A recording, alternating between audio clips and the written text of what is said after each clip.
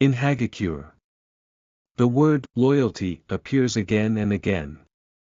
When we hear loyalty, we often imagine serving someone else, devoting oneself to a lord, or sacrificing oneself for another.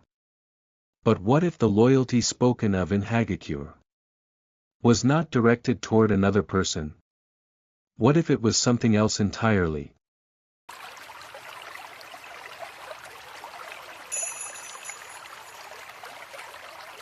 Hello. My name is Mayumi Kagura. Through Japanese culture and spirituality, I explore wisdom for living fully, without breaking.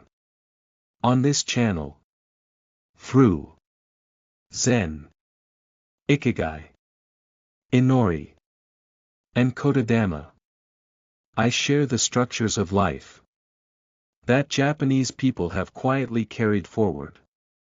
Today, using Hagakure as our guide, I would like to explore what loyalty truly meant, and to whom it was really directed. Today, the word loyalty can feel heavy. It is often associated with hierarchy, obedience, or placing an organization above the individual. Because of this, loyalty can sound outdated, or even dangerous. But the loyalty described in Hagakure was not about submission.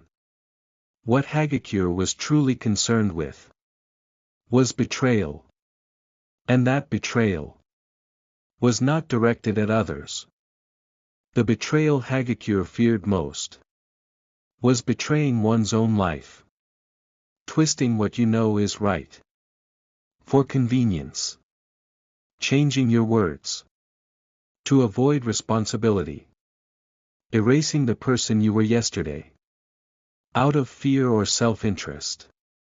To Hagakure, this was the deepest form of betrayal. That is why, in Hagakure, loyalty did not mean devotion to another person. It meant consistency. That what you said yesterday does not contradict how you act today. That the role you accepted is not abandoned halfway. That even when circumstances change, you do not easily collapse. Your way of standing, this consistency, this refusal to abandon oneself, was loyalty. Why was loyalty emphasized so strongly? Because human beings can betray themselves very easily. Busyness, fear, calculations of gain and loss. With enough reasons, any action can be justified. That is why Hagakure used the word loyalty to create an axis to return to oneself.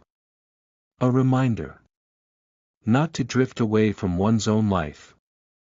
Today, the word loyalty is rarely used. Yet similar problems remain everywhere. Not continuing what we decided.